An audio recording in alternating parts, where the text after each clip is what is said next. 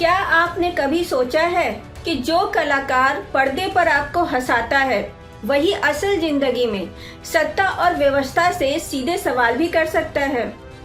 बड़ी बड़ी मूछें, कड़क आवाज, सख्त मिजाज और अजीबोगरीब नियम।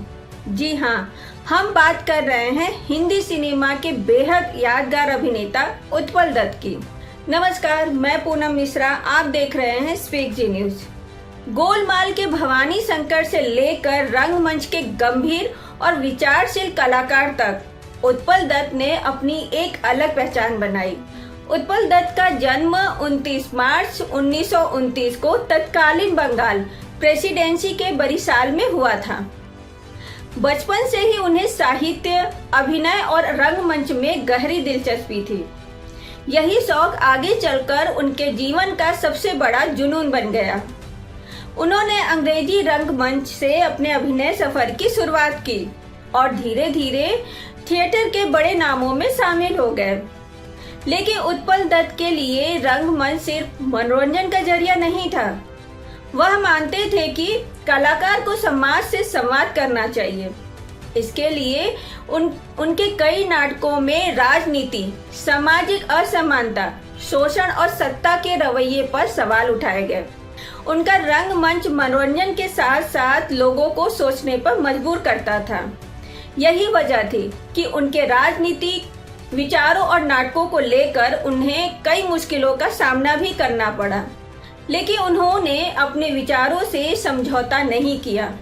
रंगमंच के बाद फिल्मों में भी उत्पल दत्त ने अपनी शानदार छाप छोड़ी। उनकी आवाज, चेहरे के भाव और संवाद बोलने का अंदाज ऐसा था कि छोटे से छोटे किरदार को भी वह यादगार बना देते थे। कभी सख्त पिता, कभी परेशान अधिकारी, कभी चालाक व्यक्ति और कभी ऐसा किरदार जिसकी हरकतें दर्शकों को हंसने पर मजबूर कर दें। लेकिन उनके करियर का सबसे यादगार किरदार बना गोलमाल का भवानी शंकर। बड़ी बड़ी मूछें, बेहद सख्त व्यक्तित्व और संस्कारों को लेकर अपने अजीब नियम। भवानी शंकर के सामने झूठ बोलना तो दूर, उनकी नजरों से बचना भी मुश्किल था। उत्पल दत्त ने इस किरदार में ऐसा रंग भरा कि आज भी गोलमाल का नाम आते ही भवानी शंकर का चेहरा याद आ जाता है। उनकी कॉमेडी की सबसे बड़ी खासियत यही थी कि वह सिर्फ मजाक नहीं करते थे, वह अपने किरदार को पूरी तरह जीते थे। उनके चेहरे के भाव, बोलने का अंदाज और छोटी छोटी हरकतें ही दर्शकों को हंसाने के लिए काफी थी। उत्पल दत्त की अभिनय प्रतिभा को राष्ट्रीय स्तर पर भी सम्मान मिला।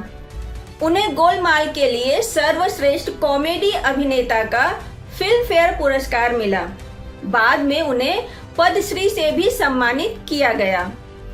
लेकिन शायद किसी कलाकार के लिए सबसे बड़ा सम्मान पुरस्कार नहीं, बल्कि दर्शकों के दिल में अपनी जगह बनाना होता है।